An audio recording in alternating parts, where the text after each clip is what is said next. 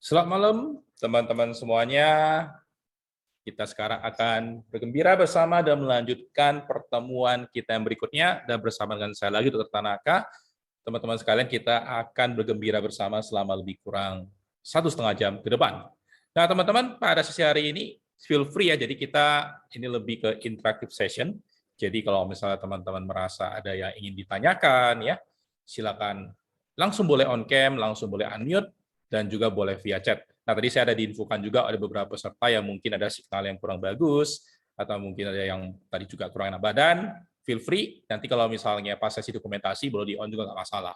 Ya, nah oke teman-teman, di sini masih ada dua yang belum join audio ya, mungkin boleh dibantu oleh pengundangnya. Ada Pak Cahyo Duyantoro, pengundang Terita, dan ada Bu Haryati Sajar dengan pengundang Bu Sri Asi. Ya, silakan diinfokan ke rekan-rekannya agar bisa terkonek audio.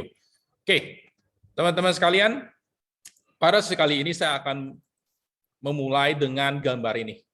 Ya, jadi tantangan 90 hari, yaitu tantangan 90 days, di mana teman-teman tidak dan jangan meninggalkan apa yang telah teman-teman kerjakan pada saat ini. Mau yang lagi kerja, tetap kerja, yang punya usaha tetap jadi lanjutkan usahanya, ya, yang tetap misalnya lagi menempuh pendidikan, tetap melanjutkan pendidikannya. Karena di sini kita tidak meminta teman-teman menjadi full timer, no. Teman-teman yang kita ajak kali ini adalah menjadi flexi staffing. Artinya nanti bagaimana teman-teman bisa mempunyai cara untuk mengkalikan waktu dengan menjadi seorang financial planning entrepreneur atau disingkat menjadi finpreneur. Oke, kalau misalnya di suara saya ada yang kurang jelas, tolong dibantu ya diketik di kolom chat, jadi saya nanti bisa agak slow down atau untuk mengurangi statementnya saya. Oke, teman-teman sekalian, saya akan lanjut menunjukkan satu video, tapi sebelumnya mungkin saya akan share suaranya dulu ya, sebentar, saya akan reshare. Oke, saya tunjukkan satu video, silakan disimak.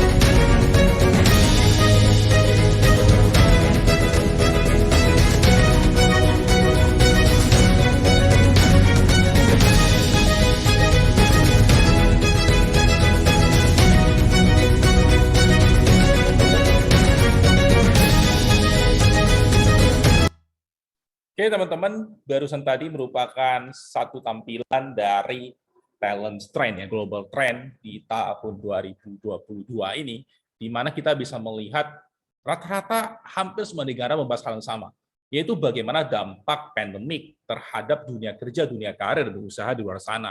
Artinya mungkin selama ini apa yang telah teman-teman planningkan sejauh ini bisa saja tidak relevan pada saat ini. Jadi kita sebagai manusia, kalau teman-teman melihat nanti di dalam salah satu modul kita dan 90 days, kita membahas tentang goal. Nah, zaman dulu banyak orang membahas tentang seperti ini. Tetaplah kepada goal yang Anda inginkan tanpa pernah mengubah goal tersebut. Jawaban saya di zaman sekarang itu sudah tidak relevan. Yang ada ialah Anda mempunyai satu goal dan fleksibel dalam menghadapi sebuah perubahan. Nah, terus ada orang ngomong kepada saya seperti ini, Pak, kalau gitu Pak, pelin-pelan dong Pak. Bentar A, bentar B. Saya bilang ke dia, selagi manusia masih hidup, maka pelin-pelan itu hal yang wajar. Artinya dia fleksibel, dia mempunyai suatu alur, dia ngerti mau ngapain. Hanya satu hal di dunia ini yang bisa membuat manusia itu tidak menjadi pelin-pelan lagi, menjadi kaku. Artinya ketika manusia tersebut menghadapi yang namanya kepastian hidup. Atau ketika dia meninggal, maka dia tidak bisa berubah lagi sama sekali. Ya teman-teman, apabila setelah teman-teman mengikuti sesi malam hari ini, ternyata merasa, Pak, kayaknya saya menemukan aha baru, kayaknya saya ready deh untuk misalnya menjalani bidang baru ini, maka Anda sebenarnya telah mengetahui bahwa pilihan yang Anda tempuh lama ini akan menentukan bagaimana result 90 hari ke depan nantinya. Saya akan lanjut ya dengan materinya. Oke. Nah, teman-teman sekalian, hari ini kita membahas tidak 10, tapi hanya 6 pertanyaan pertama, di mana ini kita membahas tentang skill set. Nah, teman-teman, sebagai sekelas info ya, kita akan mengadakan sesi tentang Finpreneur. Saya akan bahas tentang lebih detail tentang apa itu financial planning entrepreneur, yaitu lebih kurang sekitar 60 menit. Itu akan di sesi berbeda. Nanti teman-teman boleh tanyakan kepada pengundangnya agar mengetahui kapan diadakan sesi tersebut. Jadi di sana saya akan membahas tentang apa itu Finpreneur, bagaimana kita bisa mendapatkan benefit secara financial dari bidang ini, apa prospek ke depannya, apa tantangan yang bakal dihadapin, dan bagaimana cara kita mengkalikan waktu berdasarkan bukunya Rich Dad, Poor Dad, dan Cash Flow Quadrant-nya Robert Kiyosaki. Nah, teman-teman sekalian, saya akan balik ke topik ini. Jadi kita membahas 6 ya. Jadi yang pertama adalah dari mana datangnya para klien saya. Yang kedua dari mana saya mendapatkan list nama untuk saya hubungi. Kemudian bagaimana saya menghubungi mereka dari temu, kemudian apa yang saya katakan kepada klien saya, bagaimana jika saya tidak dapat menjawab berbagai keberatan mereka, dan bagaimana saya bisa closing penjualan. Nah, saya yakin ini bukan pertanyaan yang sering muncul di benak teman-teman ketika ada yang mengajak, ayo, mari bergabung, mari menjadi penggerak di dunia financial planning, personal financial planning, terutama hubungan dengan produk. Nah, di sini teman-teman akan melihat kita akan banyak berbicara tentang produk nantinya ketika kita setelah melalui 10 question ini. Pada saat ini saya hanya kasih sedikit tentang gambaran, tapi tidak akan go deep. Mereka teman-teman akan tahu kira-kira apa yang akan dikerjakan nantinya. Oke, saya akan lanjut. Nah, teman-teman sekalian, ada satu pepatah dari orang bijak, dari Pak Alexander H. Transfer. Beliau berkata seperti ini, "The best teachers are those who show you where to look, but don't tell you what to see." Artinya guru yang baik itu adalah guru yang menunjukkan kamu lu harus lihat kemana, harus lihat apa gitu, harus lihat kemana itu arahnya. Tapi nggak kasih tahu lu, kasih tahu teman-teman, Anda harus lihat apa enggak gitu. Artinya saya nggak bisa bilang, oke, Anda perhatikan fokus ke titik itu di sebelah, misalnya 90 derajat di sebelah kiri Anda. Nggak bisa seperti itu teman-teman. Tapi ada, coba lihat ke depan. Kira-kira apa yang Anda tampak?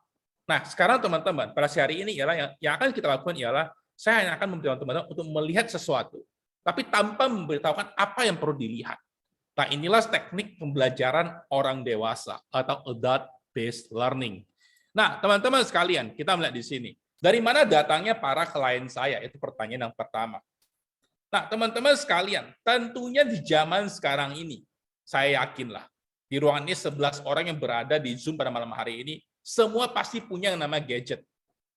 Nggak ada orang yang tidak punya gadget. Nah, pertanyaan cuma satu, gadgetnya selamanya diapain? Mungkin bagi anak-anak mereka akan banyak YouTubing, gaming. Tapi bagi orang dewasa, pilihannya di tangan mereka. Karena antara kita yang menjadi sumber pembuat konten atau kita yang mengkonsumsi konten. Nah, di sana terjadi yang namanya pertukaran uang. Nah, teman-teman, jadi jawaban yang pertama, ya dari mana kita mendapatkannya? Dari satu benda kecil di tangan kita ini. Sehingga ada istilah zaman sekarang ialah dompet boleh hilang, handphone jangan sempat hilang. Karena kenapa? Saya yakin deh teman-teman. Siapa di sini yang bisa dengan berani dan bangga mengatakan kalau dia bisa menghafal 20 nomor telepon teman-teman dekatnya? Saya nggak yakin ada yang sanggup menghafalnya. Karena kenapa teman-teman? Karena teknologi membuat kita menjadi lebih simple, lebih ringkas. Sehingga otak kita tidak perlu lagi dipakai untuk mengingat hal-hal yang sepele seperti itu. Di mana zaman dulu saya yakin kalau teman-teman mungkin kalau susah dengan saya, pasti masih mengenal nomor telepon yang putar-putar seperti itu. Masalahnya waktu itu memang benar, kita menghafal nomor telepon, karena waktu itu belum ada contact number. Zaman sekarang teman-teman, orang tidak perlu menghafal itu. Karena manusia cenderung bergerak dalam energy saving mode. Artinya, sesuatu yang tidak diperlukan, itu akan cenderung tidak diingat-ingat lagi. Nah, teman-teman sekalian, yang kedua ialah, bagaimana saya mendapatkan list nama untuk dihubungi. Nah, inilah uniknya teman-teman, frequently asked question yang sering ditanyakan oleh orang-orang para kandidat flexi staffing. Dia udah tahu teman-teman, di tangannya ada handphone. Setelah itu dia bingung, Pak, bagaimana cara saya dapat nama atau dihubungi? Teman-teman sekalian secara acak dan random, bagi yang sedang ada handphone di jangkauan depannya yang tidak dipakai untuk Zoom tentunya, coba lihat, ada siapa yang di sini dengan berani mengatakan bahwa kontak list di nomor handphonenya itu kurang dari 100 nama? Apakah ada? Kalau ada boleh raise hand. Kalau nggak ada, angguk-angguk geleng-geleng gini ya biar saya tahu juga teman-teman. Nah, dari layar sini rata-rata orang bilang nggak mungkin di bawah 100. Emang hidup lu kemana aja selama ini? Bahkan teman-teman, anak saya yang berusia 6 tahun, kontak listnya lebih dari 100, teman-teman. 6 tahun loh. Gila nggak gitu? Entah siapa aja di eranya bisa nggak tahu. Tapi ya, itulah dia. Segampang itulah kita mendapatkan nama. Ya, sudah 500 gitu, bahkan ada yang 1000, bahkan ada yang sampai penuh memorinya juga ada gitu. Nah, itu hal-hal yang sangat wajar. Nah, itu nomor 2. Tapi pertanyaannya, apakah semua dihubungi? Nanti kita kasih tahu. Nah, teman-teman, dunia zaman sekarang sesuai dengan slogannya manusia sebagai makhluk sosial, maka manusia suka bersosialisasi, baik dengan online maupun dengan offline. Tentunya saya yakin teman-teman pasti tidak asing lagi dengan slogan-slogan di depan ini. Mulai yang dari udah punah sampai sekarang masih ada ya. Misalnya Instagram, TikTok, ya Skype, kemudian YouTube, Yahoo Messenger, mungkin MIRC yang zaman dulu ya, mungkin ada Friendster yang zaman dulu, dan lain-lain sebagainya teman-teman.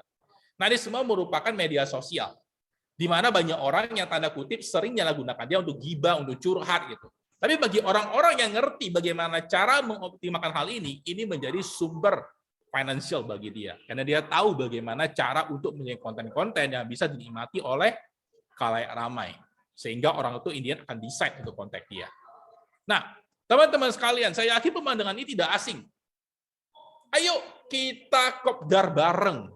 12 orang di dalam ruangan ini kita ngajak kopdar bareng di suatu kopi sebetulnya Starbucks deh. Karena di berbagai kota Starbucks itu ada gitu ya. Nah, teman-teman gue yakin lah. Di awal mungkin handphone tidak akan terpegang. Ngobrol-ngobrol, say hello, bagaimana kabar, dan semuanya. Tapi ajaibnya teman-teman, entah kenapa, entah hukum fisika apa yang terpakai, suatu saat semua orang akan cenderung matanya ngarah ke sini.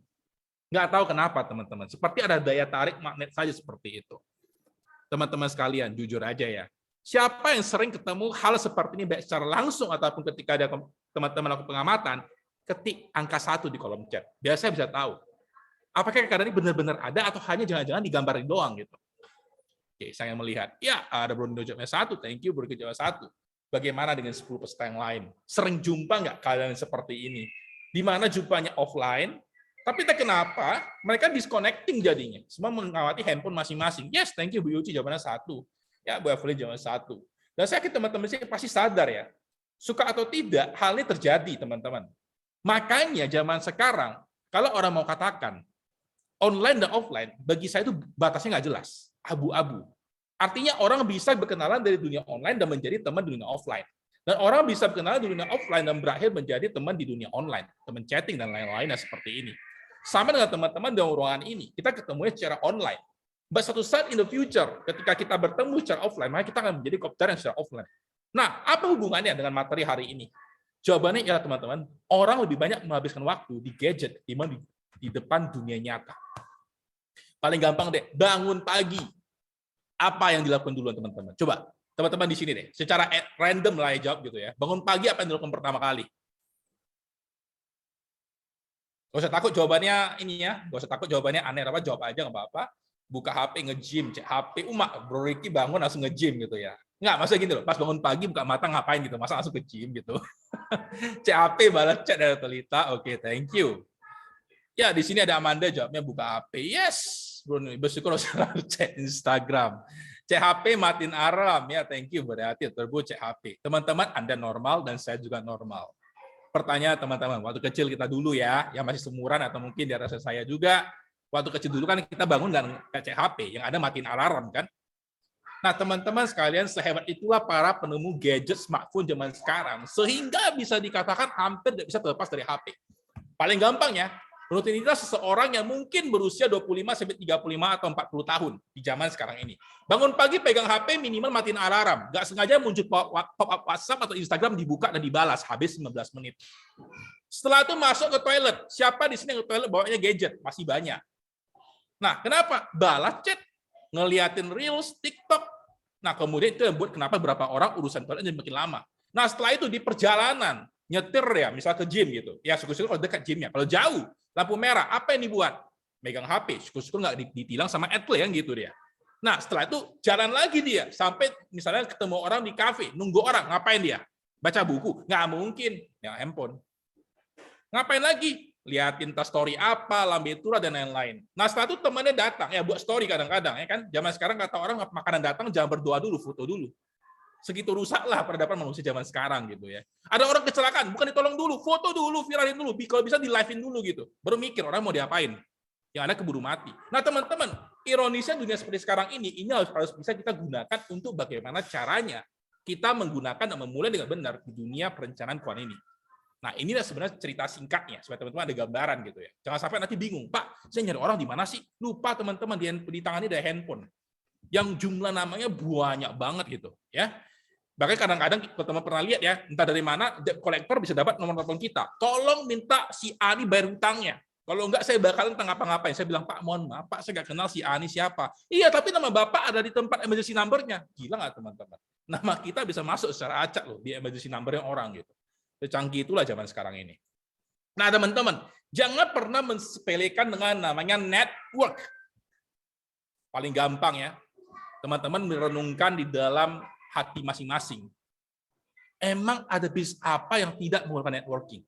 Semuanya pakai networking, teman-teman. Mau bisnis apapun. Artinya kekuatan mulut ke mulut, mouth to mouth. Dari sinilah teman-teman, jangan pernah menyepelekan satu orang yang mungkin punya koneksi dengan orang-orang lain yang jauh bisa lebih potensial ketimbang orang tersebut. Nah, di mana kita bisa melihat ada penelitian yang menunjukkan bahwa referrals make a difference. In a survey of over 3,000 business people, more than 50% of the respondents said that they got the majority of the customers through referrals. Artinya, di dalam satu survei menunjukkan lebih dari 3.000 jenis bisnis mendapatkan lebih dari setengah daripada customer-nya melalui referensi.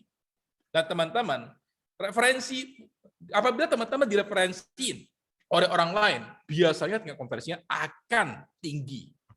Itu lebih kurang 70%, teman-teman. Jadi reference make a difference. Teman-teman sekalian, inilah hebatnya dunia networking dimanapun teman-teman berada, baik dalam kerjaan dan bidang apapun. Semua orang akan butuh yang namanya networking. Makanya di LinkedIn kan ada juga yang untuk endorse skill dan lain-lain gitu. Nah itu juga teman-teman, orang ngebaca. Kenapa ini sangat berguna? Paling gampang deh teman-teman. Zaman sekarang ketika kamu membeli barang dari media online, online shop, setelah melihat gambar dan melihat harga, apa yang Anda lihat? Coba ketik di kolom chat. Apa yang Anda lihat setelah melihat gambar dan melihat harga? Dan deskripsi deh gitu. Yes, komen. Apalagi coba, apa yang dilihat? Review. Thank you, Bro Ricky. Yang lain bagaimana? Atau jangan-jangan 10 yang lain selama ini belinya secara offline dulu ya, belum pernah online ya, jadi mikir. Ya review teman-teman, thank you Talita. Nah teman-teman sekalian, unik ya. Dari yang kita pengen beli sesuatu, ya size. Pastinya ya, kalau dari affiliate pasti lihat size dulu sebelum ngebeli, itu pasti. Setelah itu pasti akan lihat apa? Ya, banding-bandingin, komentar, review. Nah, teman-teman kita lihat di sini, unik loh manusia. Ketika kita udah mau beli satu barang, begitu ngelihat review yang ada bintang-bintang 1 dan bintang 2, ada komentar yang bahasa sakwanya keluar, saya yakin itu akan buat teman-teman jadi malas membeli. Walaupun di awalnya sudah pengen beli gitu loh. Nah, teman-teman, review itu memang salah satu bentuk daripada referral. Artinya orang yang memberi review dan membantu kita untuk meningkatkan kita punya kredibilitas. Nah, pada dunia nyata, ada pepatah mengatakan kalau satu saja orang berbicara buruk tentang kita, 100 referensi baik itu akan hancur. Makanya teman-teman sangat penting untuk menjaga yang namanya after sales kita nantinya. Jadi disinilah yang namanya referrals make a difference. Nah teman-teman sekalian jangan pernah sepele ya, satu orang teman-teman kenal, apabila dia mereferensi 2 nama aja, teman-teman akan dapat list nama yang unlimited. Tidak perlu banyak, kita cuma perlu ada 2 nama. Yang penting kalau orang puas dia akan memberikan nama kepada kita. Nah. Pertanyaan yang paling sering dengan orang ialah, Pak, oke Pak, saya tahu nama saya udah banyak, saya punya list nama, saya tahu mana hubungi. Nah sekarang teman-teman sekalian kita melihat ya, kalau kita manen mangga, ya misalnya ada mangga di depan teman-teman, mau pilih mana? Yang pertama ngambil mangga yang di depan mata, atau kedua manjat dulu pakai tangga dengan kemungkinan resiko terjatuh, baru ngambil mangganya. Kira-kira teman-teman pilihannya mana? Yang pertama apa kedua? Kalau mau metik mangga yang bersama-sama panen gitu. Nah, benar kata Bro Nino, ialah di depan mata dong. Ya, kata Yuci juga di depan mata, 1 gitu. Nah, saya yakin teman-teman sepakat ya, rata-rata jawab 1 ya. Pak Mo, saya jawab 1 juga gitu. Ya, Dr. Bo jawabnya pertama. Nah, teman-teman sekalian, ini jawaban secara teori. Di dunia nyata kita banyak melihat orang justru suka manjat. Kadang-kadang ngambil punya tetangga pula gitu kan, kurang ngajar gitu ya teman-teman ya. Nah, masalahnya orang kadang-kadang dia taking as granted. Dia nggak tahu depan dia ternyata udah ada mangga dan dia nggak tahu kalau mangga itu ternyata punya dia. Artinya apa teman-teman dalam dunia kita ini? Kadang-kadang orang suka nyoba yang aneh-aneh. Padahal di depan matanya sudah ada orang yang mungkin akan lebih welcome ketika dia ngomong tentang apa yang ingin kita tawarkan ke depannya. Nah, Teman-teman sekalian, jadi tujuan utama dari prospecting ialah mengidentifikasi orang-orang yang sudah siap. Jadi ada beberapa hal yang teman-teman harus ketahui. Bagaimana cara untuk mengetahui siapa yang sudah siap untuk dipanen. Nah, teman-teman ada 4 kata yang teman-teman harus diingat supaya bisa benar-benar lebih paham ya. Jadi ada nama right. Orang yang responsible, orang yang interested, orang yang potensial, dan orang yang excited dan mempunyai good emotional quotient. Artinya teman-teman, kalau kita menawarkan produk kita, misalnya contohnya salah satu di bidang ini ya personal finance kita akan banyak bermain di 2 bidang, insurance dan investment. Sebut saja kita katakan dengan life insurance misalnya. Pertanyaannya teman-teman, bisa nggak seseorang itu kalau nggak punya rasa tanggung jawab, dia seorang teroris, seorang pembunuh, teman-teman tawarin ke dia, jawabannya nggak bisa. Karena ada klausul yang menyebutkan bahwa orang-orang tipe seperti ini tidak bisa dimasukkan ke dalam produk life insurance. Nah, kedua orang interested. Karena belum tentu kawan bicaranya teman-teman tertarik dengan apa yang teman-teman tawarkan. Teman-teman bicara panjang lebar, tanpa mengetahui kebutuhan si klien, itu akan seperti kita di kondangannya orang, nyanyi sebelum dipanggil MC. Ya ada ya orang lihat, ini siapa nih, kok tiba-tiba nyanyi depan, ada yang ngundang nggak gitu. Nah teman-teman, jadi pasti yang kedua ialah mencari orang yang interested. Ketiga ialah mencari yang potensial, artinya memang dia punya potensi untuk membeli. Nah, yang keempat ialah orang yang benar-benar excited. Artinya kalau kita ngomong, dia mau, dia welcome gitu. Ya, jadi kita harus tahu ya 4 ini, RIPE. Nah, kemudian teman-teman, di sini ada yang dikatakan dengan 5 kriteria yang harus dipenuhi sehingga seorang responden bisa dikatakan menjadi seorang prospek dan bukan suspek. Ada istilahnya MANCH, M-A-N-C-H. Apa itu? M, money. Pasti dong, orang mau beli satu produk keuangan, masa nggak ada uangnya, dia mau bayar pakai apa? Yang kedua, otoritas. Artinya dia decision maker. Jangan nih teman-teman udah ceritain selama 1-2 jam ke depan, orang itu nggak interested, orang itu interested gitu. Tapi dia nggak bisa buat keputusan. Terus dia ngomong, ini nyari suami gue deh, gue nggak bisa ambil keputusan. Ya ada teman-teman buang waktu nantinya. Makanya nyarilah orang yang punya otoritas. Yang ketiga, needs. Cari orang yang punya kebutuhan. Karena belum tentu orang itu butuh. Nah, caranya gimana teman-teman? Fact finding, cari tahu apa yang dibutuhkan, setelah itu show the plan, tunjukkan langkahnya. Jadi jangan sedikit-sedikit teman-teman, oke Pak, kita sekarang lagi promo cashback Pak, kita lagi ada diskon kalau beli 2 orang dapat ekstra 1 orang, bisa seperti itu. Ya nggak seperti teman-teman. Belum tentu dia butuh. Makanya cari tahu kebutuhan dia. Nah, karakter kayak tadi ya, kalau misalnya dia orangnya baik, bertanggung jawab, cinta keluarga, maka dia cocok. Tapi kalau dia orangnya tipenya misalnya ya seorang tanda kutip serial killer atau pembunuh, jadi tawarin. Karena nggak cocok buat dia. Yang terakhir health, kesehatan. Karena orang itu perlu sehat untuk bisa diregistrasikan, untuk bisa keluar proposalnya, untuk bisa kita bantu dia membuat produk-produk yang sesuai dengan keinginan yang diinginkan. Nah, teman-teman sekalian, yang ketiga ialah bagaimana cara menghubungi mereka untuk janji temu. Nah, banyak orang udah tahu, oke deh Pak, saya udah tahu nyari orang seperti ini, saya udah punya namanya, saya udah tahu mangga itu harus dipetik depan. Tapi bagaimana saya hubungi mereka seperti itu? Nah, ini yang sering menjadi pertanyaan. Nah, untuk nomor 3 ini teman-teman, mungkin Anda ragu dan takut untuk menelepon. Nah, ini telepon zaman dulu ya, kalau zaman sekarang handphone gitu. Kadang-kadang menelepon orang kita udah berpikir, waduh, nanti kalau saya telepon bagaimana ya? Waduh, kalau saya telepon nanti orang itu respon gimana ya? Waduh, kalau saya nanti hubungin nanti kira ada apa-apanya gitu. Waduh, kalau tiba-tiba saya telepon nanti SKSD seperti itu. Nah, teman-teman, pertanyaan cuma satu. Itu yang ada di dalam benaknya teman-teman. Tapi yang ada ialah ada kata dari orang bijak yang berkata, our mind is the greatest director. Pikiran kita merupakan sutradara yang sangat mahir memainkan segala jenis skenario yang mungkin saja skenario ini belum tentu bisa terjadi seperti itu. Nah, jadi teman-teman harus perhatiin ya. Kadang-kadang kita terlalu banyak melakukan yang namanya ilmu pendukunan. Belum apa-apa udah nanti seperti apa. Nah, jawabannya teman-teman, sebenarnya Anda nggak perlu takut. Yang dilakukan sebenarnya apa sih? Business conversation. Percakapan bisnis. Yang kita buat sebenarnya apa ketika kita mengkontak orang? Cuma 3 jawabannya. Bertukar kabar. Say hello.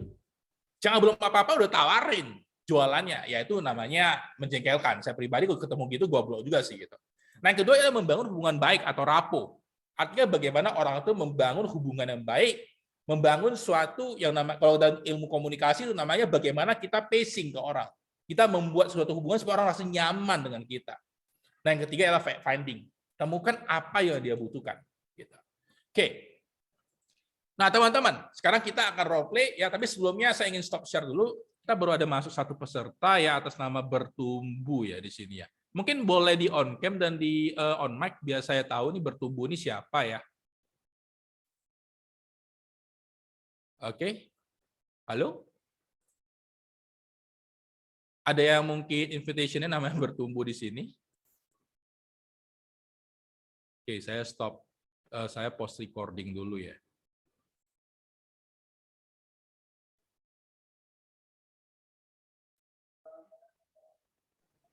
Oke, saya akan lanjut. Nah, teman-teman di sini saya akan butuhkan bantuan dari dua peserta ya untuk role play. Ya, mungkin dari masing-masing pengundang boleh menunjuk salah satu orang. Saya punya nama. Silakan. Siapa yang ingin ditunjuk? Mungkin saya milih dari yang pengundangnya Bro Nino dulu. Menunjuk siapa untuk role play ini? Saya nunjuk Kak Haryati. Oke, Kak Haryati. Sajar. Nah, kemudian dari Dokter Lita ingin menunjuk siapa? Evelyn. Oke, apakah available untuk Bu Haryati dan Bu Evelyn? Available. Oke, nanti caranya masing-masing orang akan dapat satu peran, tinggal dibaca ya, tinggal dibaca apa yang di layar. Nanti saling berganti peran dan nanti begitu kata yang muncul langsung boleh dibacain. Oke, ini sekarang kita akan mulai dengan yang pertama. Pergi jangan di situ. Oh. Jangan di situ, jangan di situ. Sana. Jangan di situ mainnya. Lagi ramai ya. Oke, silakan Bu Haryati sebagai FC atau Financial Consultant ya.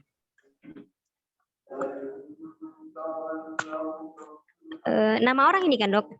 Ya, berarti di sini untuk kawannya yaitu Bu Evelyn. Bu Evelyn available? Halo Bu Evelyn, bagaimana kabarnya? Semoga Bu Evelyn beserta keluarga dalam keadaan sehat-sehat ya. Sepertinya enggak available ya. Oh, available. Oke, silakan. Sebagai RP-nya, responden. Halo juga, kabar baik, keluarga juga sehat-sehat. Kamu sendiri beserta keluarga bagaimana kabarnya? Oh, syukurlah. Kesehatan merupakan hal yang terpenting, terutama pada masa pandemi seperti ini kan, Bu. Saya beserta keluarga juga dalam keadaan sehat. Selama 2 tahun ini, pandemi sudah banyak membuat orang lengah ya. Di mana-mana semua diajar virus yang sama. Kalau gini terus, masa depan akan menjadi sangat menantang ya, Bu. Oh iya, gimana kerjaan Ibu saat ini? Masih aman-aman aja ya, Bu?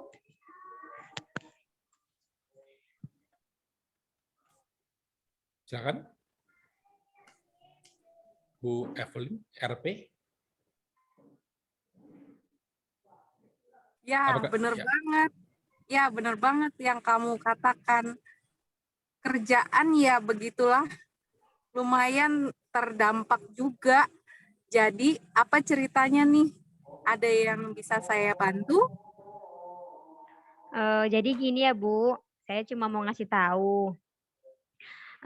Kalau saat ini saya terpilih untuk menjalankan program pelatihan khusus untuk menjadi konsultan keuangan di Prudential. Di situasi yang seperti sekarang, saya beruntung mendapatkan peluang untuk belajar sekaligus menjalankan profesi ini.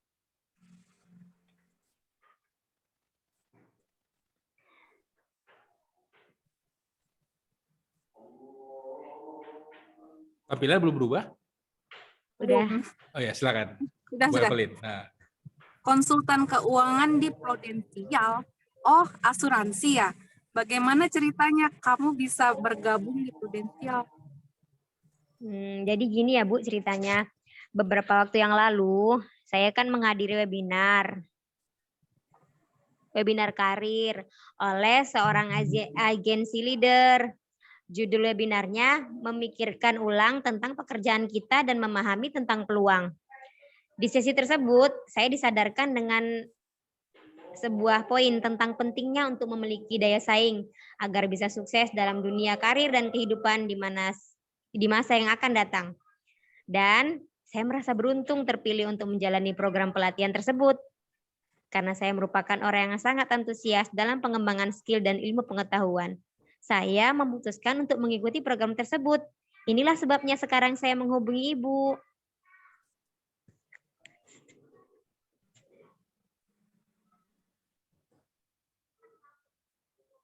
Ya, silakan.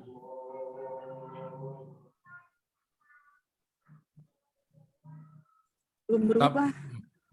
Belum berubah? Belum. Udah. Oh, belum udah. koneksi. Oh, udah, oke. Nah. Oh, begitu. Wah, mantap. Semua sukses ya. Ikut senang buat dirimu loh. Buat dirimu nih. Terus gimana? Perihal apa yang bisa saya bantu? Nah, jadi gini ya Bu, setelah saya mulai mendalami bidang ini, setelah saya belajar, saya sadar bahwa selama ini saya keliru gitu. Sekarang saya menjadi paham bahwa sebenarnya profesi konsultan keuangan ini memiliki misi untuk mengedukasi dan membantu masyarakat dalam merencanakan keuangan mereka dengan bijak. Mulai dari persiapan dana darurat, rencana pendidikan anak, rencana dana beli rumah, rencana hari tua, termasuk alokasi dan verifikasi aset investasi, mitigasi risiko keuangan melalui asuransi jiwa, dan sebagainya.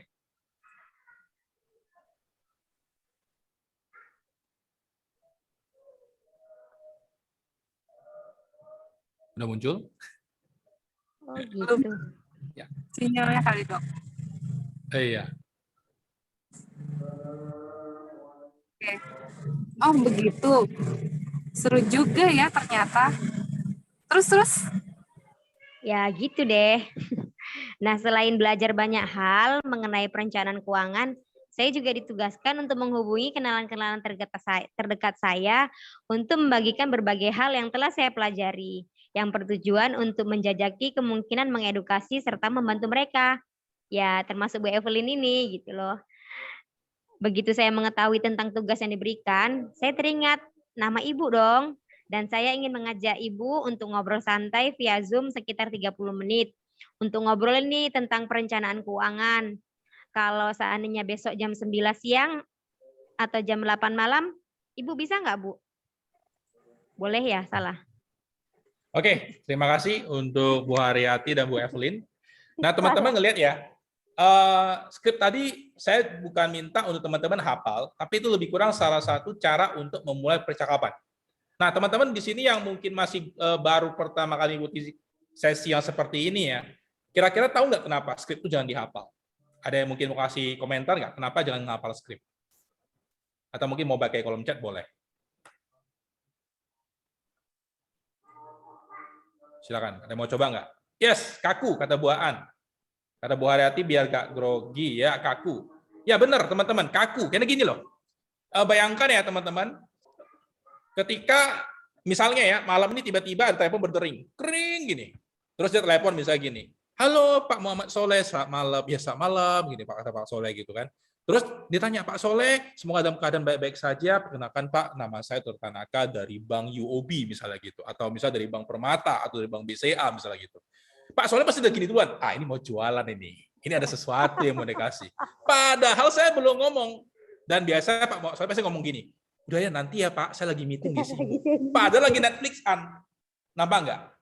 Nah, ini yang sering terjadi loh. Sering terjadi itu seperti ini. Karena terlalu baku, terlalu gampang ditebak. Begitu dia ngomong kata pertama aja, kita udah tahu endingnya mau ngapain. Makanya teman-teman, skrip sangat tidak dianjurkan untuk dihafal. Ya, karena nanti kalau teman-teman akhirnya mutusin mau benar-benar nyelesain 90 days, teman-teman akan lihat di kelas kita ini agak unik, kita nggak pakai skrip.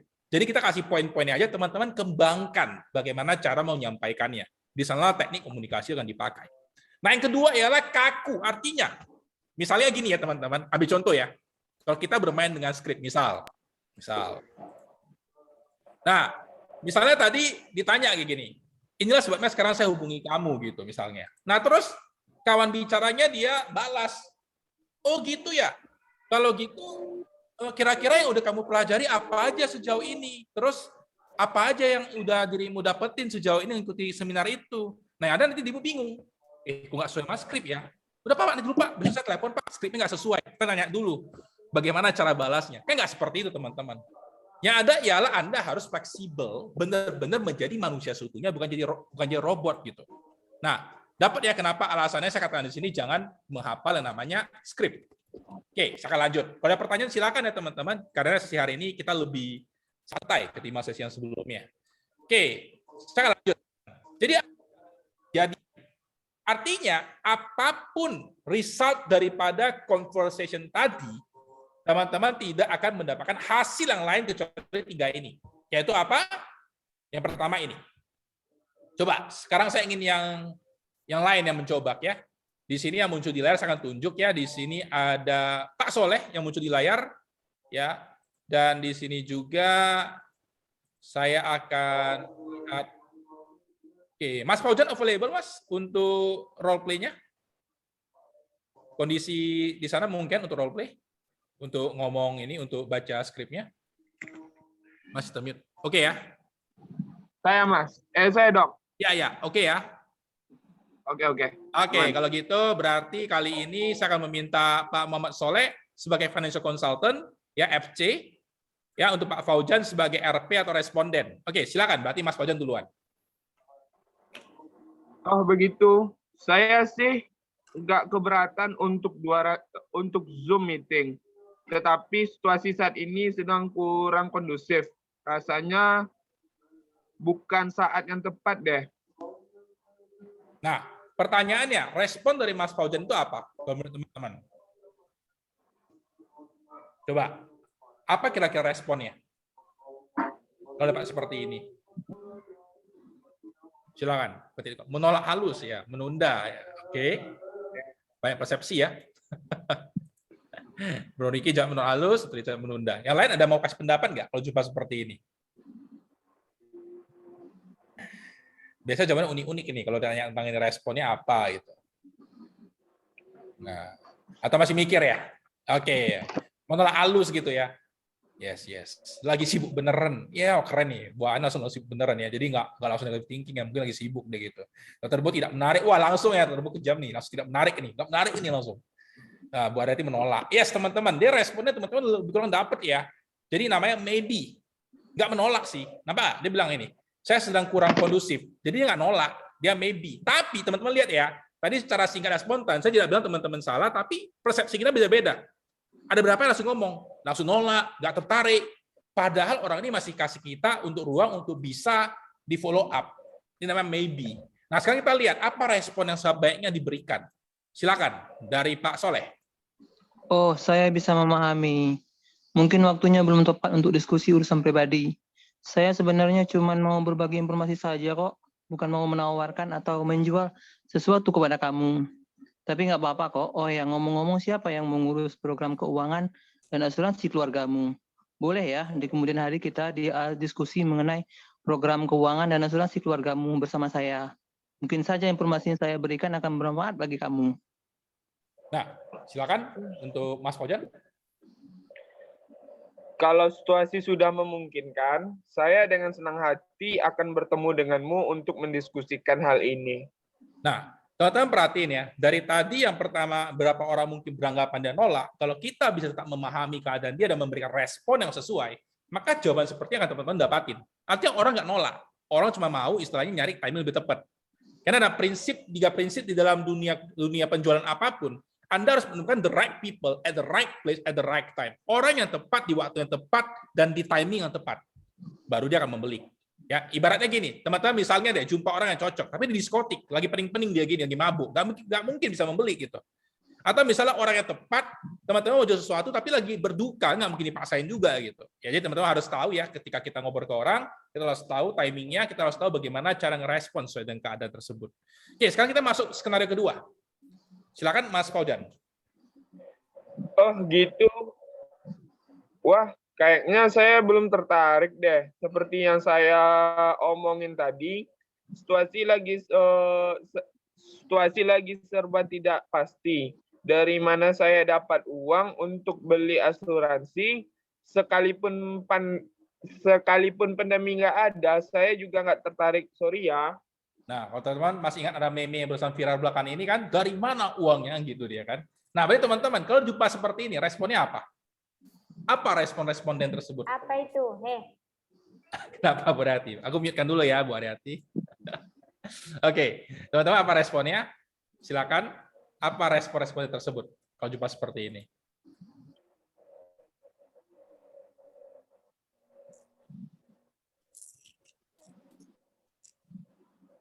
Kalau tadi menolak halus, berarti ini menolak apa? Menolak kasar gitu ya mungkin ya. Apa responnya kira-kira? Dia antipati, sepertinya ada trauma. Oh, ini suka nih dengan jawabannya Mas Nino ya. Jadi kita nggak boleh langsung ngejudge, kita harus berpikir. Mungkin dia punya something. Ini udah level advance sih teman-teman.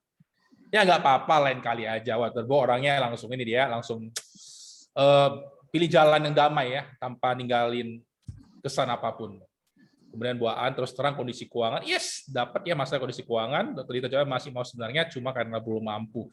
Wah keren-keren teman-teman, yang kali ini jawabannya benar-benar out of the box ya. Biasa kalau di batch lain jawabnya, nolak, gini. Ini langsung diterangin. Mungkin seperti ini. Bagus banget teman-teman, mindsetnya semua udah dapat ya. Jadi harusnya nggak terlalu susah untuk batch kali ini, semua udah dapat mindsetnya. Ya, Mas Rakwan belum bisa. Nah, jadi jawabannya no, tapi tadi alasannya teman-teman udah kasih tahu tadi ya, ada yang mungkin dia keuangannya belum cocok, kemudian mungkin timingnya, ada trauma masa lalu, kemudian tadi di sini saya baca ada mungkin tuh keuangannya saat ini mungkin belum kondusif ya. Jadi teman-teman harus tahu no, kalau bagi orang yang masih awal, yang masih awal mungkin dia berpikir, wah ini udah kiamat dunia. Tapi bagi teman-teman yang tahu masalah gimana, ini bisa kita bantu juga sebenarnya. Ya, belum tahu produknya murah. Yes, thank you. Hati-hati. Oke, sekarang kita lanjut. Pak Soleh, silakan lanjutin. Oh, saya bisa memahami. Mungkin waktunya belum tepat untuk diskusi urusan pribadi. Saya sebenarnya cuma mau berbagi informasi saja kok. Bukan mau menawarkan atau menjual sesuatu kepada kamu.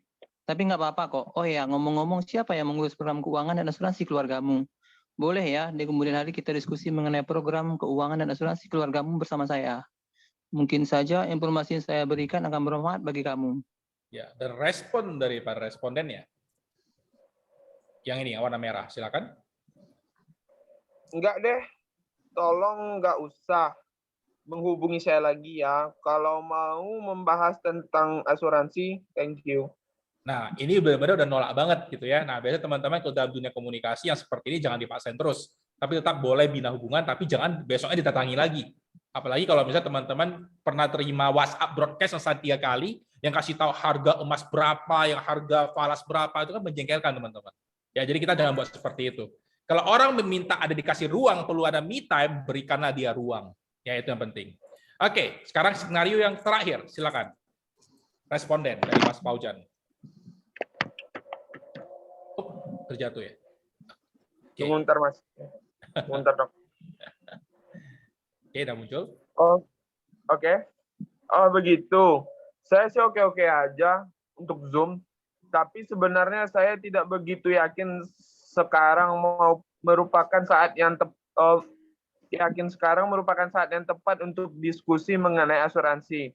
Seperti yang kita telah omongin tadi, situasi masih belum pasti. Saya takutnya malah cuma akan membuang waktu kamu saja. Nah, kalau ini teman-teman masih tahu ya, responnya bagus banget, positif. Jadi dia yes di sini. Oke, silakan Pak Muhammad Soleh untuk balasannya. Terima kasih atas pertimbangannya. Kamu tidak perlu khawatir, pertemuan ini tidak akan membuang-buang waktu saya. Di bisnis ini, bertemu orang memang merupakan pekerjaan saya. Saat kita Zoom nantinya, ada 3 hal yang akan saya lakukan. 1, pertemuan tersebut tidak akan lebih dari 30 menit, kecuali kamu ingin saya meneruskannya. 2, kamu tidak akan diminta membeli atau menjalankan suatu program apapun di dalam pertemuan tersebut. 3, tidak akan ada pembahasan lanjutan setelah sesi tersebut, kecuali memang kamu menginginkannya. Yes. Dan silakan dari Mas Paujan untuk reply-nya warna hijau. Oh begitu. Ya ini, yang hijau. Oh siap. Oke lah kalau begitu, tolong diinfokan untuk info ID dan password Zoom-nya ya. Oke, thank you Pak Soleh dan Mas Paujan. Jadi teman-teman, jadi 3 hal yang pasti terjadi tadi ya, yes, no, and maybe. Nah, di sini kebetulan ya, di sini ketepatan untuk beberapa peserta-peserta kita juga ada yang background-nya, ada bidang perencanaan keuangan juga. Jadi kalau misalnya teman-teman perhatiin, pattern-nya sama, nggak beda.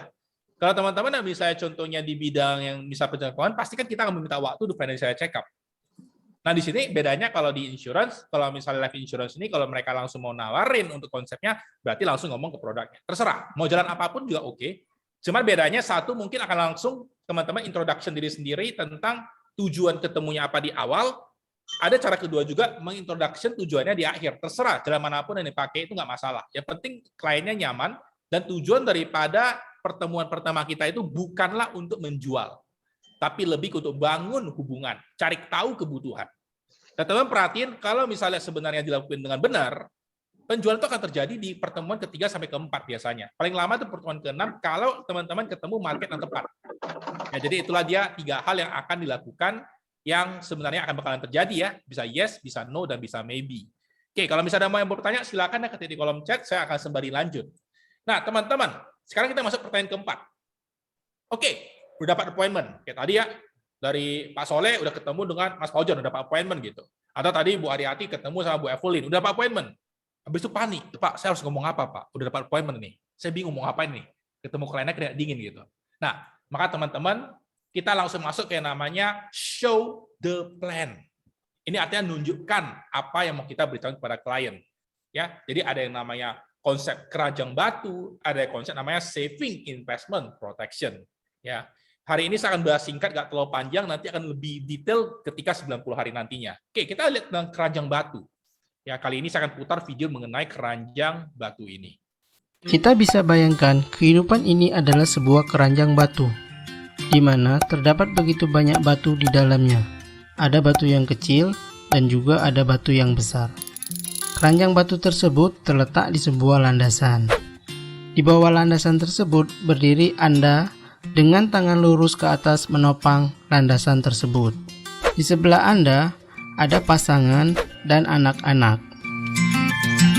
Anda dan keluarga berdiri di atas tanah yang tidak rata. Tanah ini melambangkan apa? Tanah ini melambangkan hidup yang penuh ketidakpastian. Hidup itu kadang naik, kadang turun. Hidup itu penuh dengan resiko dan tantangan. Apa yang sebenarnya Anda topang itu? Batu-batu itu melambangkan apa? Batu-batu tersebut melambangkan biaya hidup Anda, makan, pakaian, transportasi, dan lain-lain. Biaya pendidikan, biaya kesehatan, biaya orang tua, cicilan, hutang, pensiun, tabungan, dan investasi Anda. Nah, coba Anda bayangkan, apakah Anda pernah merasa lelah dengan tangan lurus ke atas menopang keranjang batu tersebut? Lalu bagaimana jika Anda melepaskan tangan Anda dan beristirahat sejenak? Apa yang akan terjadi pada keranjang batu tersebut? Keranjang batu tersebut akan goyah dan jatuh berantakan. Jadi, bagaimanapun lelahnya hidup Anda, sesulit apapun hidup Anda harus sekuat tenaga menopang keranjang batu tersebut. Nah, apa yang terjadi jika suatu saat Anda tidak bisa menopang batu tersebut? Maka dipastikan istri dan anak-anak Anda akan tertimpa beban yang sangat berat. Jadi, bagaimana kita bisa menjamin bahwa apapun yang terjadi pada kita, keranjang batu tersebut tetap berada pada tempatnya? Hanya ada satu cara. Cara menjaminnya adalah dengan membangun 2 pilar di kedua sisi. Jika Anda memiliki 2 pilar tersebut, maka keranjang batu itu akan tetap berada di sana selamanya. Pilar ini melambangkan apa? Pilar ini melambangkan proteksi dan uang. Silakan hubungi orang yang membagikan video ini untuk mendapat info. Oke, jadi itu mohon salah satu cara untuk mempresentasikan keranjang batu, tapi ingat skripnya jangan dihafal. Nanti pada saat teman-teman berpraktek dengan klien di luar sana, gunakan bagaimana caranya, misalnya pembawaan dari Pak Soleh, ya Mas Faujan, Bu Haryati, ada Bu Evelyn, dan lain-lain di sini juga, untuk benar-benar bisa mengikuti style masing-masing, sehingga ketika bawa itu benar-benar sound-nya natural. Dan nanti saya akan ajarin juga di 90 Days itu bagaimana cara kita mempresentasikan sesuatu tanpa terkesan kita tanda kutip mengomong sesuatu nggak baik ke dia. Kadang-kadang kan banyak yang di luar sana ya, tipe-tipe penjual itu suka nakut-nakutin. Itu harus kita benar-benar hindari.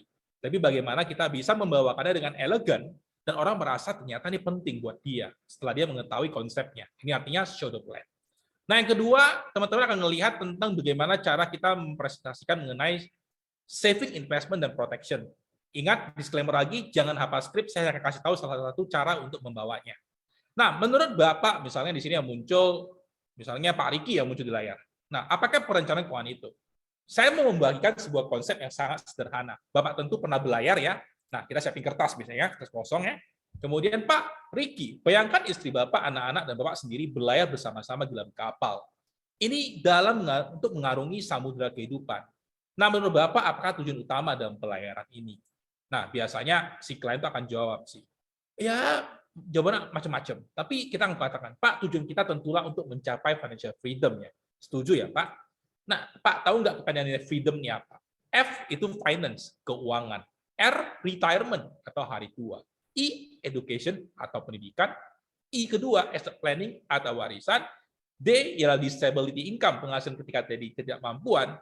O, obligation atau hutang. M, mortgage atau cicilan rumah atau mobil. Nah, kemudian, jadi Pak, untuk mencapai freedom tersebut, tentunya amat sangat penting bagi Bapak untuk menyeimbangkan perahu layar yang Bapak Ricky beserta keluarga tumpangi ini. Setuju ya Pak? Nah, terus kita gambarin teman-teman. Ada gambar yang namanya dia punya ini ya, layarnya, kemudian dia punya tiang, dia punya badan kapal, dan kita ada gambar juga dia punya skoci. Nah, ini untuk menuju freedom. Nah, teman-teman sekalian, kita lihat di sini. Apakah Bapak tahu bagian-bagian dari perahu ini melambangkan apa?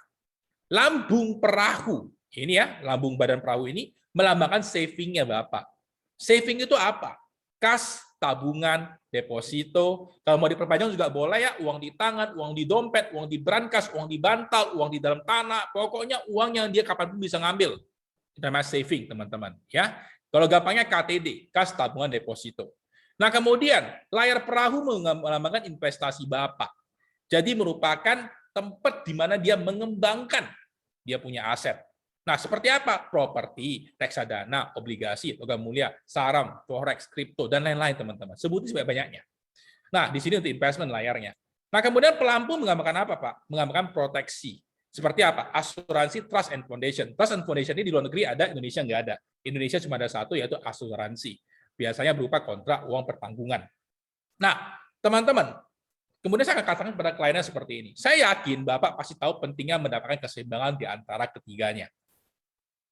Kalau misalnya Bapak mengabaikan saving dan hanya fokus Pak ke investment, maka Bapak akan menempatkan keluarga pada situasi yang sangat tidak menguntungkan karena jika badai kehidupan menerpa, perahu kehidupan yang Bapak Ricky bisa keluarga tumpangi bisa ambruk. Setuju ya Pak? Nah, tapi kalau Bapak terlalu konservatif Pak dan hanya membesarkan saving saja tanpa menghiraukan investment, perahu Bapak yang Bapak Ricky bisa keluarga tumpangi pasti nggak bisa mencapai tujuan dong yang diinginkan. Ya bayangkan teman-teman, kapal yang besar, layar kecil yang ada dia di lautan terapung-apung aja kemana-mana. Kalau yang pertama justru terbawa badai kayak gitu. Nah kita tunjukin ke kliennya. Nah kemudian Pak, nah sekalipun Pak berhasil menyeimbangkan antara saving dan investment, tentu Bapak masih harus mempertimbangkan proteksi. Karena dalam bahasa Hokkien yang namanya saving investment itu disingkat dengan C artinya mati. Bagaimana supaya bisa bagus? Harus ada P, SIP, harus ada SIP, harus ada protection. Dalam perjalanan kehidupan Bapak Ricky beserta keluarga di dalam perahu Bapak tersebut. Setuju ya Pak? Kita tunjukin ke dia. Nah kemudian Pak, kalau Bapak melihat situasi Bapak saat ini, seperti apakah perahu layar yang Bapak miliki? Kalau teman-teman ketemu klien yang benar-benar satu dalam keadaan waras dan benar-benar ingin mendengar lebih lanjut, dia pasti jawabnya yang ketiga teman-teman. Kalau di pertama sama kedua teman-teman sudah tahu, kliennya sedang bercanda. Itu tidak perlu diambil hati ya, jadi biasa orang pasti tahu jawabannya yang ketiga. Nah, teman-teman sekalian, sekarang lanjut ngomong ke klien. Pak, sekarang mari kita lihat kembali perahu layar ini, Pak. Menurut Bapak, apakah ada sesuatu yang hilang dari perahu ini? Teman-teman sebagai respondennya, sebagai calon nasabah tersebut, ada nggak yang kurang, teman-teman, dari gambar? Kalau ada, apa yang kurang? Silakan ketik di kolom chat.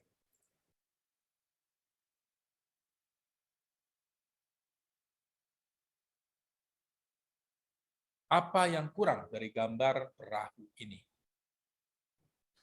Terus Bu Anjol engine, kemudian Mas juga penumpang nggak ada gitu ya. Nanti jangan ngomong ya Pak kucing nggak ada, jangan ya, cukup penumpangnya deh, kucingnya disebut gitu. Oke, yang lain silakan. Wah Pak Hendi hati-hati jalan Pak, saya lihat lagi masih mobile ya jalan-jalan. Oke, yang lain bagaimana? Ada yang mau coba? Apa yang nggak ada ini? Tadi ada jawaban engine yang nggak ada, penumpang nggak ada. Jangan nanti ada ngomong lautnya nggak ada ya. Ini kan hanya ilustrasi gitu teman-teman ya. Coba apa dia? Setirnya nggak ada, Bu Evelyn. Waduh, langsung yang ketiga langsung dapat jawabannya setirnya nggak ada ya. Oke, langsung saya buka deh jawabannya. Udah 2 orang yang hampir benar sih ya. Ada engine, ada ini, nakoda, penumpang. Yes, teman-teman. Jadi yang nggak ada yang benar ya. Tadi ada juga engine, ada juga setir ya. Nah, jawabnya nakoda, benar, yang nggak ada itu kemudinya. Karena teman-teman bayangkan ya, ini kalau kemudi bawah ini nggak ada, bagaimana perahu layar ini beserta keluarga ini bisa mencapai tujuan yang diinginkan? Yang ada nanti dia mau belayar misalnya ke arah utara, bisa mereng ke arah timur, karena nggak ada kemudi. Nah, dalam hal ini Pak, kemudi tersebut melambangkan perencanaan keuangannya Bapak. Nah, di mana Pak? Tanpa perencanaan keuangan yang baik dan benar, perahu layar yang Bapak tumpangi beserta keluarga akan sangat sulit untuk mencapai financial freedom. Teman-teman, saya tidak katakan mustahil ya. Saya katakan sangat sulit. Perhatikan penggunaan kata-kata. Beda antara sangat sulit dengan pasti tidak tercapai. Buktinya ada kok orang yang nggak perencanaan keuangan sukses gitu. Tapi saya katakan sangat sulit. Ya. Nah, atau boleh katakan dengan berpotensi menghadapi kesulitan. Jadi pergunakan kata-kata yang benar. Nah, kemudian inilah sebabnya Pak, saya ada di sini untuk membagikan mengenai salah satu aspek dari perencanaan keuangan, yaitu perencanaan proteksi. Nah, teman-teman sekalian, berarti secara tidak langsung kita memberitahu kepada klien bahwa kita ini nakodanya loh. Kita bisa bantu dia bawain kapal ini sampai tujuan yang diinginkan. Nah, kemudian yang kelima, tadi presentasinya sekilas saya nggak terlalu panjang, nanti akan kita bahas detail di 90 days-nya. Sekarang pertanyaan kelima. Bagaimana jika saya tidak dapat menjawab berbagai keberatan mereka? Nah, biasanya pada orang-orang yang masih awal menjadi profesi staffing, ini dinamakan dengan handling objection, menangani keberatan. Seperti orang teman-teman jumpai misalnya, bayangkan teman kobo ya, jumpai misalnya lawannya itu ngambil pistol dan mau nembak, teman-teman bagaimana cara defense? Itu namanya handling objection. Tapi seiring waktu, teman-teman akan skill up menjadi disabling objection. Nah, tapi sebelum disabling apa? Ada namanya blocking objection. Jadi bagaimana cara pertama teman-teman menghadapi tembakan tadi, naik level lagi bagaimana cara memblocking tembakan tadi, yang paling keren itu bagaimana cara orang mau nembak nggak jadi nembak. Itu namanya disabling objection. Nanti teman-teman akan belajar bagaimana cara untuk menguasai skill itu. Nah, teman-teman sekalian, pertanyaan kenapa sih keberatan terjadi? Teman-teman harus ingat di dunia ini ada dua hal, hal-hal yang di dalam kontrolnya kita, under our control. Yang kedua adalah hal-hal yang di luar kontrolnya kita atau out of our control. Apa yang kita katakan, apa yang kita perbuat itu under our control. Tapi bagaimana respon kawan bicara kita terhadap hal itu, that is out of our control. Itu di luar daripada kontrol kita. Jadi kita harus tahu keberatan ini pasti dan sering akan terjadi. Karena kenapa? Manusia pada dasarnya unik, tidak semuanya sama. Nah, mengapa keberatan terjadi? Teman-teman lihat di sini. Saya akan buka sedikit data dan fakta mengenai keadaan life insurance di Indonesia. Tingkat penetrasi asuransi Indonesia itu masih tergolong rendah tahun 2020. Ini data terakhir bisa saya ambil yang paling relevan ya. Ini ada satu survei dari OVO ya, merupakan OVO Internal Study tahun 2020. Tingkat penetrasi kita itu di angka 3%. Beberapa literatur mungkin menyebutkan 7%. Dan saya anggap itu over optimis sih. Yes, ini untuk life insurance benar, untuk bawaan. Ya, nanti untuk yang SNLIK, untuk yang keseluruhan itu ada ya, yang 35% dan 70% itu ada, cuma untuk life insurance only, itu 3%, bahkan beberapa literatur yang benar-benar sangat very optimistic, dia berkata 7%. Oke deh, mau 7%. Berarti, teman-teman, 93% dari masyarakat kita belum ada terjamah dengan yang namanya produk life insurance. Nah, teman-teman, kata Mr. Daniel Mananta, kemajuan suatu negara ditentukan dari seberapa banyak orang yang tercover dengan life insurance. Dan Indonesia, ini kita masih sepertiga dari negara Singapura, dan bisa kita katakan kita hampir 1/4 atau 1/5 dari USA, teman-teman. Dan di tempat buaan ini sudah 11,3 gitu. Artinya kalau misalnya di Amerika sana, kita tanya, kalau kita secara acak nanya siapa di luar sana, rata-rata orang mungkin tidak tahu dia punya produknya apa. Tapi kalau kita di sini, kita jumpai acak aja di luar sana, hampir rata-rata nggak punya. Dan kalau misalnya kita melihat ada pencapaian, yes, benar, rendah banget. Nah, jadi kita bisa lihat di sini, pencapaian orang-orang yang setiap tahun dia bisa dapat penghargaan 1% daripada seluruh insurance agent di dunia, itu mereka banyakkan jual ke orang yang sama. Artinya, tahun ini saya jual ke Pak Soleh, tahun depan saya sampai Pak Soleh lagi, tahun depannya saya sampai Pak Soleh lagi. Dan Pak Soleh punya anak, ya belinya sama saya, istri Pak Soleh belinya sama saya, seperti itu. Tapi saya nggak menjangkau orang lain lagi. Nah, makanya kenapa angka itu nggak banyak, cuma 3%. Nampaknya aja sepertinya sudah semua orang punya. Tapi kalau kita benar-benar lakuin survei, hampir rendah banget lah minim. Bahkan kalau saya katakan 7% tadi itu over optimistic. Kenapa? Banyak orang yang udah jadi mantan nasabah. Artinya polisi udah lapse, udah nggak ada polis gitu. Nah, teman-teman sekalian, inilah kenapa alasannya banyak orang reject ke kita. Dan kalau kita nanya, kenapa sih banyak orang masih belum tertarik untuk berasuransi gitu? Orang tahu ini bagus untuk bisa jaga mereka. Orang tidak benci sama cara kerja asuransi. Orang hanya benci bayar preminya. Seseorang tuh benci membayar sesuatu yang dia tidak mengerti. Paling gampang, orang tahu untuk jaga tensi tinggi, untuk jaga supaya dia gula nggak tinggi, dia perlu makan obat. Tapi dia benci beli obatnya. Karena dia nggak tahu obatnya untuk apa. Mungkin dia berpikir hanya untuk jaga ginjalnya. Tapi dia lupa, dengan dia makan obat ini dan ternyata dia punya ginjal jadi bagus, dia bisa mempunyai umur panjang untuk bisa melihat anak wisuda. Dan itulah sebenarnya tujuan hidup dia. Makanya saya bilang ke orang, obat, proteksi, tidaklah penting. Tapi apa yang menjadi keinginan orang tersebut, dia life goal, itu yang penting. Dan salah satu cara untuk mengamankannya ialah dengan kendaraan yang bernama kontrak uang pertanggungan. Di Indonesia, hanya boleh dijual oleh perusahaan asuransi. Nah, teman-teman, kalau kita melihat di sini, kenapa alasannya banyak yang masih belum mau? Jawabannya gampang. 63% menurut orang premi nggak terjangkau. Dan saya akan nanya, Pak, nggak terjangkau dibandingkan apa? Banyak loh orang, ketika kita kasih satu proposal, dia melihat, wah, saya nggak sanggup beli ini. Besoknya ngeliatin di Instagram Story, dia beli iPhone 13 Max Pro cash. Pertanyaan satu, nggak terjangkau menurut standar apa gitu dia. Itu yang pertama. Kedua, proses klaim rumit. Saya katakan kepada klien, benar, proses klaim rumit. Kalau nggak ada agentnya, kalau nggak ada kita financial planner-nya, makanya kita dibayar mahal untuk bisa menghilangkan kerumitan ini. Artinya si klien terima bersih, kita yang hadapi kerumitannya. Justru kalau misalnya dia jadi simple tidak rumit, hati-hati, orang beli dari ATM. Orang beli dari langsung edisi, nggak dari kita lagi. Karena kenapa? Tidak perlu pemikiran manusia. Karena kita diperlukan, makanya klaim rumit ini saya suka. Saya akan bilang, iya benar, harus rumit, baru saya terpakai. Nah, dan cilakanya 80% orang tidak mengerti produk asuransi. Kenapa? Kecenderungan daripada masyarakat Indonesia, mereka nggak suka baca, mereka suka nonton. Makanya kenapa? Tontonan-tontonan yang tidak ada bobotnya itu banyak nonton. Tapi tulisan yang berbobot, peminatnya sedikit. Jadi jangan heran teman-teman kalau di LinkedIn orangnya nggak gitu banyak, tapi di Instagram TikTok orangnya berjamur. Karena satu yang media yang serius, satu media yang bercanda. Lebih banyak bercandanya seperti itu. Makanya kenapa kita bisa melihat angka ini nyata adanya, dan ini terpapar. Gitu. Jadi teman-teman sekalian, kalau misalnya ada kata, udah Pak, udah jenuh marketnya. Dari mana jenuhnya? Itu kan kata lu. Faktanya mana?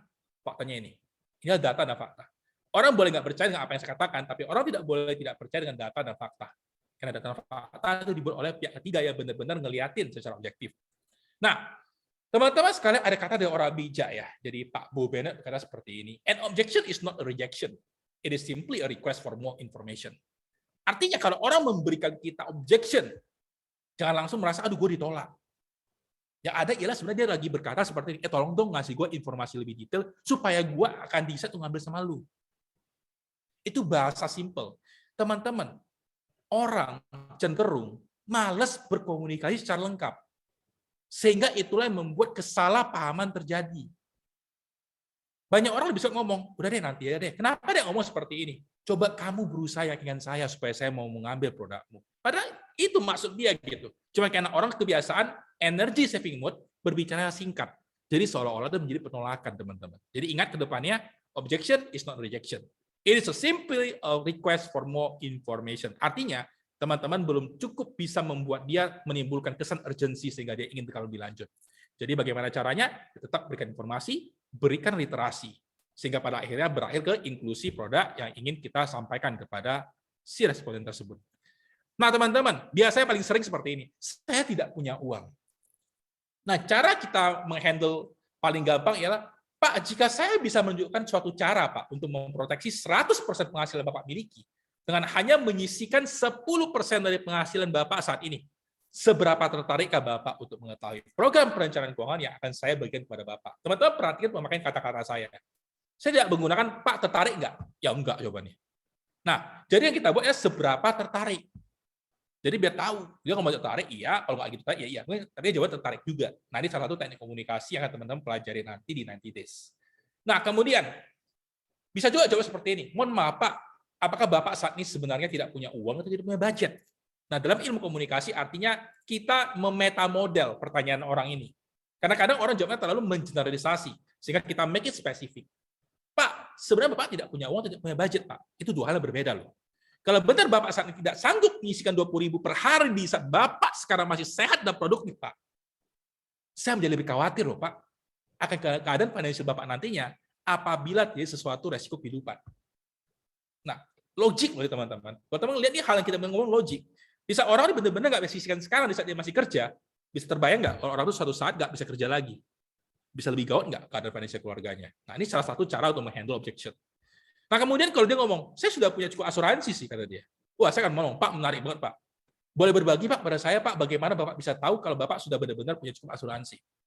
Standar parameter apa yang dia pakai? Itu mau kita cari tahu. Karena banyak orang sering ngomong seperti ini, karena dia males berhubungan lagi sama agen asuransi, sama dunia asuransi. Padahal sebenarnya yang dia ngambil belum tentu cukup. Karena kenapa teman-teman punya asuransi satu hal, memastikan manfaatnya sesuai dengan pelindungan yang sesuai dengan kebutuhan keuangannya, itu hal yang berbeda. Dan tugas kita yang memastikan yang kedua itu terjadi pada klien tersebut, baik saat ini ataupun secara perlahan-lahan, untuk dia bisa mencapai hal tersebut. Nah, jadi ini dia untuk handle objection yang kedua. Kemudian, saya lebih suka berinvestasi. Nah, ini mungkin sering ketemu ya teman-teman di luar sana ketika ngomong tentang insurance, orang akan capek dengerinnya, tapi investasi dia nggak suka. Nah, saya akan bilang kepada klien tersebut, Bapak kalian terhormat, investasi seharusnya disandingkan, Pak, bukan malah dibandingkan dengan asuransi. Uang Bapak akan menghasilkan uang lebih banyak lagi dengan berinvestasi. Namun, dengan berasuransi, maka Bapak akan mempunyai ketenangan pikiran, peace of mind, karena investasi Bapak akan terproteksi dari risiko kehidupan yang dapat berpotensi terjadi. Teman-teman perhatiin kata-kata saya, berpotensi terjadi. Jadi saya nggak ngomong pasti terjadi. Kenapa? Resiko bisa terjadi, bisa enggak.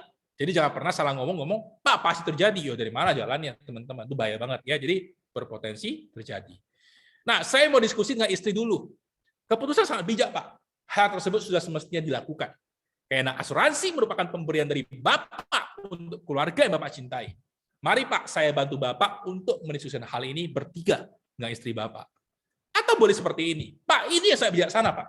Tapi Pak, sebelum Bapak mutusin Pak untuk diskusi sama istri, Pak, apakah Bapak dapat menjelaskan ke istri Bapak semua hal yang telah saya sampaikan tadi? Atau mungkin Bapak lebih memilih untuk saya bantu menyampaikan ke istri Bapak? Nah, ini cara untuk kita handling objection ya. Nah, teman-teman, itu tadi beberapa contoh yang objection. Nanti pada saat kita 90 days akan banyak contoh-contoh lain tergantung dari case yang teman-teman berikan, di mana itu sesi saya namakan dengan sesi ultimate brainstorming. Jadi itu sangat liar, tergantung dari pertanyaan teman-teman, dan di saat itu kita dapat banyak case-case yang berbeda. Nah, nomor 6, yang terakhir.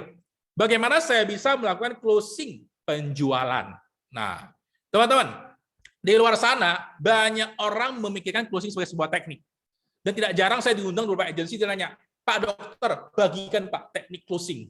Dalam hati saya, emang kita sekarang lagi belajar ilmu perkungfuan gitu. Emang closing itu suatu jurus? Jawabannya enggak, teman-teman. Kalau teman-teman menganggap closing itu sebagai suatu jurus, teman-teman udah datang ke komunitas yang salah. Jangan join ke saya. Karena saya tidak pernah ngajarin closing sebagai suatu jurus. Tidak ada jurus yang hebat ini, teman-teman. Tapi teman-teman, ya, closing, kalau pada orang yang biasanya di luar sana, dia menganggap 60% itu harus di closing, bangun hubungan rapuh 10%, panik 20%. Jawabannya apakah salah? Jawabannya enggak. Tapi enggak juga benar. Kebetulan dia bisa closing, teman-teman. Artinya enggak salah, enggak benar. Kebetulan. Jumpa klien cocok, dia bisa closing. Tapi, teman-teman, 4 masalah mendasar yang akan muncul jika teman-teman menggunakan closing sebagai teknik dan bukan proses. Kenapa, teman-teman? Orang di luar sana banyak sekali yang tidak suka menikmati proses, mereka ingin instan. Padahal mereka lupa, mie instan sendiri perlu dipersiapkan untuk bisa dimakan. Nggak mungkin kan teman ke Indomaret, beli Indomie langsung dimakan. Nggak mungkin. Gue yakin deh. 14 orang di ruangan ini tidak mungkin ada langsung makan Indomie beserta bungkusannya, nggak mungkin ada. Kalau ada, saya akan mungkin saya akan belajar gimana cara makan dengan bungkusan seinstan itu, teman-teman. Nah, penjualan terkadang dengan cara kurang etis. Artinya teman-teman akan menghalalkan segala cara untuk closing itu terjadi. Yang kedua, prospek teman-teman akan merasa teman-teman kurang empati. Orang bisa tahu loh, teman-teman datang sebagai penolong, apa sebagai pemangsa. Itu 2 hal yang berbeda. Yang ketiga, presentasi yang didengarkan oleh prospek akan terkesan tidak masuk akal. Karena teman-teman menggunakan segala cara untuk membentukkan prestasi itu. Yang terakhir ialah prospek akan merasakan sebuah tekanan yang amat tidak nyaman ketika harus mengambil keputusan secepat mungkin. Karena teman-teman, sesuatu hal yang besar itu perlu pertimbangan yang matang. Tidak bisa sementara langsung ambil, nggak bisa, teman-teman. Nah, teman-teman sekalian, pastikan jangan pernah gunakan closing sebagai teknik. Nah, di kemudian hari, kliennya akan merasa menyesal. Wah, ternyata dulu keputusan saya ini nggak sesuai dengan apa yang saya inginkan. Dan ternyata saya nggak sanggup bayar jangka panjang. Yang ada apa? Polis dia lab setengah jalan. Konsekuensinya apa? Ya dok, klien ya udah dia milik, saya nggak lanjut, saya surrender aja. Dan teman-teman beserta klien sama-sama dirugikan. Anda kehilangan kredibilitas, klien kehilangan uangnya untuk hal yang sia-sia, teman-teman. Nah, teman-teman, bagaimana cara yang benar? Nikmati prosesnya. Closing is a process. Artinya, teman-teman habisin waktu sebanyak mungkin di build rapport. Jadi kalau misalnya nanti teman-teman sedang menjalani 90 days dengan hasilnya belum ada, tenang, kamu lagi menanam benih. Karena tidak mungkinlah kamu bisa me-withdraw sesuatu yang kamu tidak pernah deposit. You will never withdraw what you never deposit. Artinya teman-teman, nggak mungkin Anda bisa narik dari ATM kalau nggak pernah nabung. Nah, makanya saat ini nabung building repo. Nah, kemudian fact finding, cari tahu kebutuhannya apa. Nah, setelah itu kasih presentasi atau show the plan. Terakhir baru closing. Jadi closing 10%, teman-teman. Closing akan terjadi dengan sendirinya sebagai dampak dari teman-teman berhasil show the plan to the client. Karena klien itu kenapa dia mau di show the plan? Karena klien tersebut dia merasa nyaman dengan rapo yang teman-teman bangun. Jadi teman-teman harus diingat ya, sebelum cuan harus ada ilmu dulu. Ilmu dulu sebelum cuan. Sebelum ilmu harus ada adab dulu, teman-teman. Adab dulu sebelum ilmu. Dan ilmu dulu sebelum cuan. Jangan fokus ke cuan saja, fokuslah ke yang paling basic. Punya adab, punya ilmu. Makanya teman-teman, kalau misalnya Anda diundang di sini dan ternyata lagi tidak punya income, sorry to say, maka cari dulu income sembari lakukan flexi staffing di sini. Jadi jangan pernah menjadikan ini sebagai sumber pundi-pundi keuangan Anda yang ketika pertama kali mulai. Kenapa? Semua orang perlu berproses. Jadi tidak mungkin langsung dapat hasilnya dalam waktu singkat, tapi seiring waktu teman-teman akan melihat efek daripada bola salju itu. Kalau teman-teman lakuin secara konsisten. Nah, teman-teman, people buy from people they trust. Sejago apapun teman-teman, tapi kalau orang tidak percaya sama teman-teman, orang tidak akan beli. Because we are doing people-to-people business. Jadi kita harus membuat orang mempercaya kita dengan cara kita tunjukkan bagaimana kita bisa menjadi seorang yang benar-benar bisa mereka andalkan. Nah, teman-teman sekalian, hari ini kita selesai membahas tentang 6 pertanyaan pertama di 10 question part 1. Ya, dan waktu juga pas, ya lebih kurang sesuai dengan janji saya tadi, sama 1,5 jam. Sekarang teman-teman, kita masih punya waktu lebih kurang 5 menit untuk teman-teman melakukan pertanyaan atau pernyataan. Silakan boleh ketik di kolom chat, boleh by unmute juga. Dan sekian dari saya teman-teman, see the people, love the people, and protect the people. Oke, silakan bagi yang ingin bertanya. Oke, sambil nunggu pertanyaan, kita akan berfoto bersama. Bagi teman-teman yang bisa untuk on cam dipersilakan. Kita akan berfoto bersama dalam hitungan 6 detik dari sekarang. Oke, Mas Hendy, untuk Evelyn, untuk Amanda, dan Pak Cahyo, apakah available untuk bisa berfoto bersama? Oke, saya akan hitung untuk hitungan ketiga. Standby di kamera. 3, 2, 1, and smile. Sekali lagi, 1, 2, 3. Sebentar, ini ada pesan yang muncul. Bentar ya. Oke, 1, 2, 3. Oke, thank you teman-teman. Masih ada yang bertanya? Kita masih punya waktu lebih kurang 5 menit. Atau mungkin ada yang kasih pernyataan tentang apa yang disampaikan pada hari ini. Teman-teman, nanti kalau misalnya ada yang temannya tadi kita masuk ke waiting room, tolong diinformasikan ya. Soalnya tadi ada satu peserta dengan nama bertubuh, saya nggak tahu siapa, dan kita tidak bisa masukin orang kalau dia tidak sesuai dengan nama format yang telah kita sepakati di awal. Ya, jadi terjawab ya untuk tadi ada beberapa pertanyaan sebelum-sebelumnya. Tadi ada Bu Ananya juga. Inilah salah satu sebabnya kenapa insurance sangat orang banyak antipati. Orang banyak antipati dengan dunia life insurance, salah satu sebabnya karena bidang kita ini bidang minoritas. Itu yang pertama. Paling gampang teman-teman ya. Di sini saya yakin semuanya pasti pernah nginap di hotel sebelumnya. Atau minimal pernah mengunjungi hotel lah, kalau misalnya belum pernah nginap ya. Mungkin nanti barangnya, Pak, saya 2 tahun udah nggak pernah nginap, Pak, pandemi. Oke deh. Coba ingat-ingat kembali. Di hotel, seberapa bagus bintang hotel itu pun, ya, karpet merah, dinding marmer, liftnya serba canggih, kemudian suasananya very cozy, very positive vibes. Ada nggak satu bagian di hotel tersebut yang dibangunnya ala kadarnya, tapi harus ada. Kalau nggak ada, hotel itu nggak bisa diresmikan, nggak bisa jadi hotel. Coba teman-teman, kira-kira bagian apa di hotel tersebut? Di bintang 5, darurat.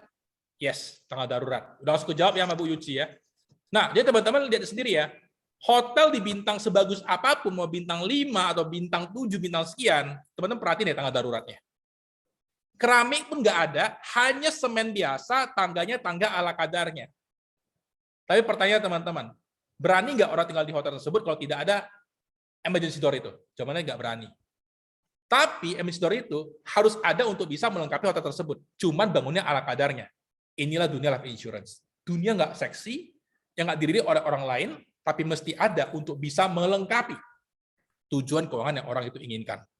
Nah, semoga ini juga bisa menjawab pertanyaan dari Pak Hendy ya, yang kemarin sempat ada pertanyaan juga tentang hal ini, untuk bisa benar-benar show the plan ke kliennya juga nantinya.